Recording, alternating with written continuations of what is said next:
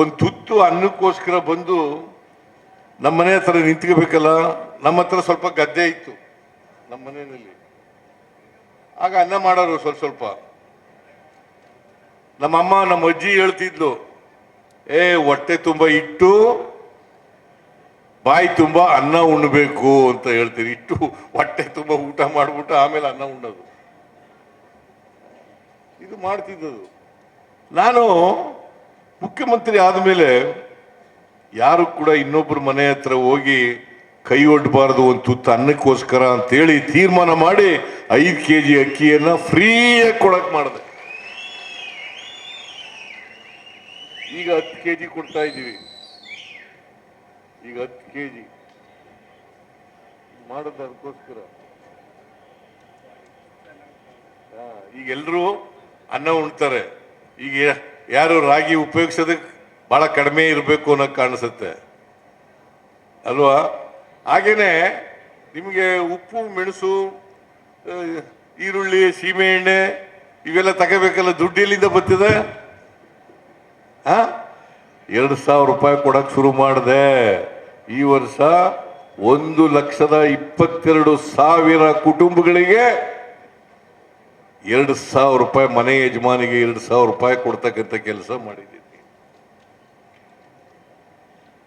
ಅಷ್ಟೇ ಅಲ್ಲ, 200 ಯೂನಿಟ್ ವರೆಗೆ ಫ್ರೀ ಕರೆಂಟ್ ಫೀಸ್ ಯಾರು ಕಟ್ಟಾಗಿಲ್ಲ. ಈಗ ಯಾರು ಶ್ರೀಮಂತರು ಕಟ್ಟಬಹುದು ಅಷ್ಟೇ. ನೀ ಕಟ್ತಾ ಇದೀಯ ನಾಯ್ಕ, ಕಟ್ತಾ ಇದೀಯ ನೀನು, ಎಲ್ಲ ಫ್ರೀ. ನೀನ್ ಕಟ್ತಾ ಇದೀನೋ? ನೀನು ಕಟ್ತಾ ಇಲ್ಲ. ನೀನು ಕಟ್ತಾ ಇಲ್ಲ. ನಿಂಗೆ 2,000 ಬಂದದ?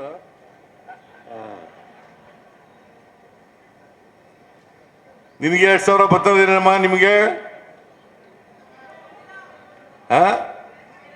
ಒಳ್ಳೇದೋ ಕೆಟ್ಟದೋ? ಮತ್ತೆ ಈ ಬಿಜೆಪಿಯವರು ಅದು ಸರಿ ಇಲ್ಲ ಅಂತ ಹೇಳ್ತಾರಲ್ಲ, ನೀವು ಒಪ್ಪಿಗೆನಾ? ಒಪ್ಪಿಗೆನಮ್ಮ? ನೋಡಿ, ಏನ್ ಸತ್ಯ ತಲೆ ಮೇಲೆ ಹೊಡೆದಾಗ ಹೇಳ್ತಾರೆ. ಗೊತ್ತಾಯ್ತೇನಮ್ಮ? ಸತ್ಯ ತಲೆ ಮೇಲೆ ಹೊಡೆದಾಗ. ಅದಲ್ದೇನೆ ಎಲ್ರಿಗೂ ಫ್ರೀ ಬಸ್. ನೀವು ಎಲ್ಲಿಂದ ಎಲ್ಲಿಗಾರ ಹೋಗಿ, ಇವತ್ತು ಯಾರು ದುಡ್ಡು ಕೊಟ್ಬಿಟ್ಟು ಬಂದಿದ್ದೀರಾ? ಎಲ್ಲರಿಗೂ ಫ್ರೀ, ಎಲ್ಲ ಹೆಣ್ಮಕ್ಳಿಗೂ ಫ್ರೀ. ನೀನು ದುಡ್ಡು ಕೊಟ್ಟಿದ್ದೀನಮ್ಮ? ದುಡ್ಡು ಕೊಟ್ಟಿಲ್ಲ. ನೀನು ದುಡ್ಡು ಕೊಟ್ಟಿದ್ಯಾ? ಇಲ್ಲ. ಯಾರು ದುಡ್ಡು ಕೊಡೋಗಿಲ್ಲ. ಹೆಣ್ಮಕ್ಳು ಯಾರು ಕೊಡೋಗಿಲ್ಲ. ನಾನು ಹೆಂಡ್ತಿನೂ ಕೊಡೋಗಿಲ್ಲ, ವೆಂಕಟೇಶ್ನ ಹೆಂಡ್ತಿನೂ ಕೊಡೋಗಿಲ್ಲ ದುಡ್ಡು, ಮಹಾದೇವಪ್ಪನ ಹೆಂಡ್ತಿನೂ ಕೊಡೋಗಿಲ್ಲ.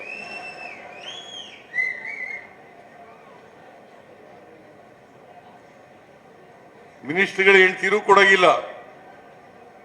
ಫ್ರೀ ಹೋಗ್ಬೋದು. ಹಿಂದೆ ಯಾರು ಮಾಡಿದ್ರ?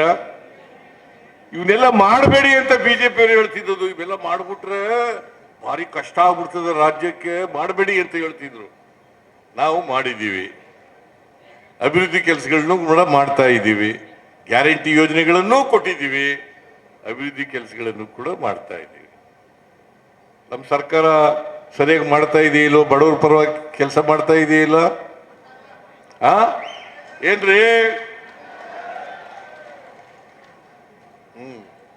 ಯಾರೋ ಹೇಳ್ಬೇಕು, ಇದನ್ನ ನೇರವಾಗಿ ಹೇಳ್ಬೇಕು ಜನಗಳಿಗೆ. ಬಿಜೆಪಿಯವರು ಈ ಇಂಥವ್ರು ಇದಾರಲ್ಲ, ಈ ರಾಜಕಾರಣಿಗಳು, ನೀನಲ್ಲ,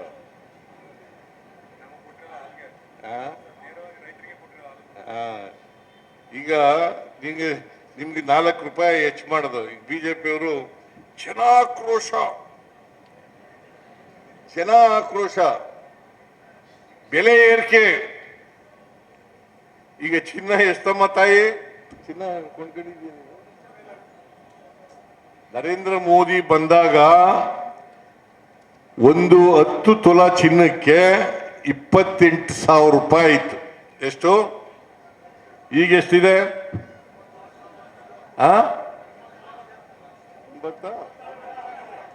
1,00,000 ರೂಪಾಯಿ. ಬಡವರು ಒಂದು ತಾಳಿ ಮಾಡಿಸ್ಕೊಳಕ್ಕಾಗತ್ತಾ? ಹಾ ತಾಳಿ ಮಾಡಿಸ್ಕೊಳಕ್ಕಾಗತ್ತಾ?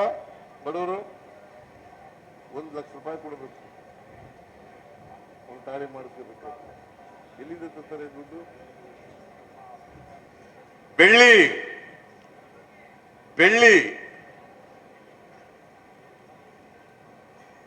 ಈಗ ಎಷ್ಟಿದೆ?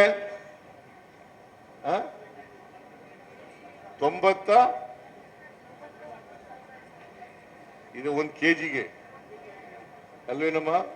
ಯಾರ ಕಾಲದಲ್ಲಿ ಜಾಸ್ತಿ ಆದ್ದು? ಮತ್ತೆ ಜನ ಆಕ್ರೋಶವಂತೆ ನಮ್ಮ ಮೇಲೆ.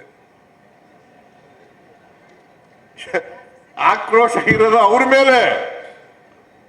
ಅದಕ್ಕೆ ಜನಗಳನ್ನ ತಪ್ಪುದಾರಿಗಳಿಲಿಕ್ಕೆ ನಮ್ಮ ಮೇಲೆ ಆಕ್ರೋಶ. ಜನರ ಆಕ್ರೋಶ ಸಿದ್ದರಾಮಯ್ಯನವ್ರ ಮೇಲಿದೆ, ಸಿದ್ದರಾಮಯ್ಯನವ್ರ ಪಕ್ಷದ ಮೇಲಿದೆ, ಸಿದ್ದರಾಮಯ್ಯನ ಸರ್ಕಾರದ ಮೇಲಿದೆ ಅಂತೇಳಿ ಎಲ್ಲ ಕಡೆ ತುತ್ತೂರಿ ಊದ್ಕ ಹೊರಟದು ಇದೆಯಾ? ಪೆಟ್ರೋಲ್, ಡೀಸೆಲ್, ಗ್ಯಾಸ್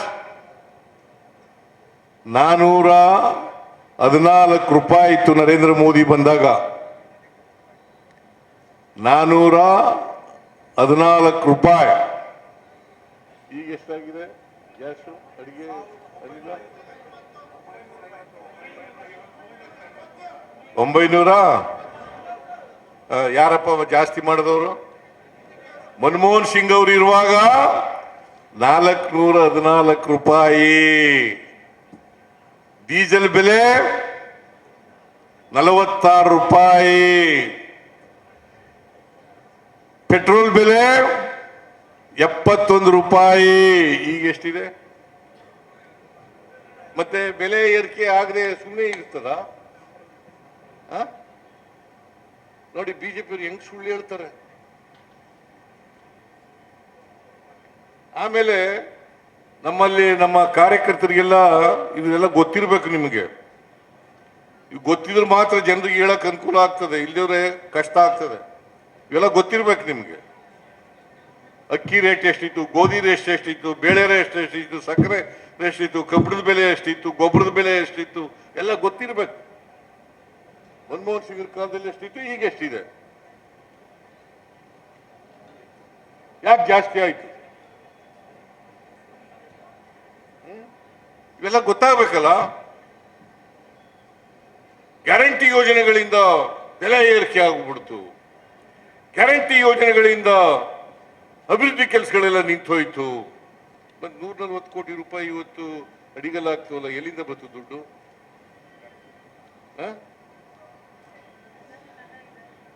ಇದನ್ನ ಅರ್ಥ ಮಾಡ್ಕೋಬೇಕಾಗತ್ತಲ್ಲ. ಅದರಿಂದ ನಮ್ಮ ಕಾರ್ಯಕರ್ತರು ಸತ್ಯನ ಜನರ ಮುಂದೆ ಹೇಳ್ತಕ್ಕಂಥ ಕೆಲಸವನ್ನ ಮಾಡಬೇಕು. ಸುಳ್ಳು ಹೇಳಬೇಡಿ. ಸುಳ್ಳು ಹೇಳೋದು ಬಿಜೆಪಿಯವ್ರದ್ದು ಹುಟ್ಟುಗುಣ. ಆದರೆ ನಾವು ಈಗ ನೀನು ಎಂತವನು ಆದಿ ಜಾಂಬವ, ಆದಿ ಕರ್ನಾಟಕ SCP TSP ಆಕ್ಟ್ ಮಾಡಿದವ್ರು ಯಾರಯ್ಯ? ಅದು ಹೇಳೋದೇ ಇಲ್ಲ ನೀನು. ಎಲ್ಲರೂ ಮಾಡಿದಾರ? ಬಿಜೆಪಿ ಸರ್ಕಾರದವ್ರು ಮಾಡಿದಾರ?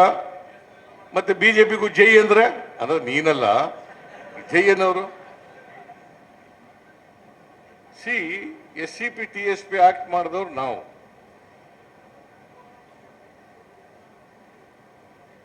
ರಿಸರ್ವೇಶನ್ ಪ್ರಮೋಷನ್ ಮಾಡಿದವ್ರು ನಾವು. ಇಂಡಸ್ಟ್ರೀಸ್ಗಳಿಗೆ, ಶೆಡ್ಯೂಲ್ ಕಾಸ್ಟ್ನವರಿಗೆ, ಇಂಡಸ್ಟ್ರಿ ಮಾಡೋರಿಗೆ ನಾವು. ರಿಸರ್ವೇಶನ್ ಕಾಂಟ್ರಾಕ್ಟ್ ನಲ್ಲಿ ತಗೊಬಂದವ್ರು ನಾವು. ಅದು ಹೇಳೋದೇ ಇಲ್ವಲ್ಲ. ಆಮೇಲೆ ಪ್ರತಿ ಈ ಇದ್ರ ಆಗ್ತಿ ಅಂತಿದ್ದು ಮದೇವಪ್ಪ ನಿದ್ದೆ ಮಾಡ್ತಾ ಇದೀಯಾ?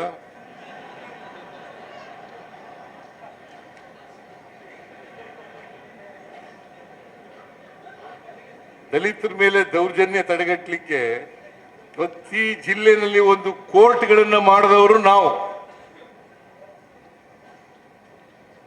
ಗೊತ್ತಾಯ್ತೇನೆ?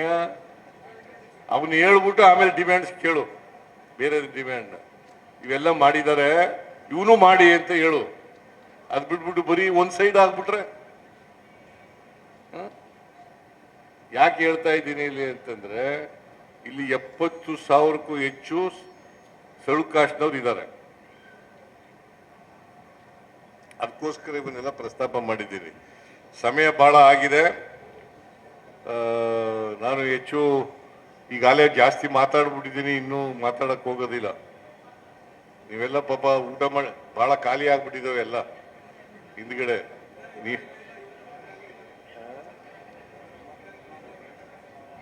ಇವರೆಲ್ಲ ಇಲ್ಲಿ ನಿಂತಿರೋರಲ್ಲ, ಅಲ್ಲಿ ನಿಂತಿರೋರು ಇವರೆಲ್ಲ ಕೂತ್ಕೊಂಡಿದ್ರೆ ಜಾಗ ಭರ್ತಿಯಾಗಿರ್ತಿತ್ತು. ಎಲ್ಲ ಈ ಕಡೆಯಿಂದ ನೋಡ್ತಾವ್ರೆ ಎಲ್ಲ. ನಾನು ಹೆಗ್ಗಡದೇವ್ರ ಕೋಟೆಗೆ ಈ ಸಾರಿ ಮುಖ್ಯಮಂತ್ರಿ ಆದ್ಮೇಲೆ ಇದು ಎಷ್ಟನೇ ಸಾರಿಯಪ್ಪ? 4ನೇ ಬಾರಿ ಬರ್ತಾ ಇದ್ದೀನಿ. 4ನೇ ಬಾರಿ ಬರ್ತಾ ಇದ್ದೀನಿ.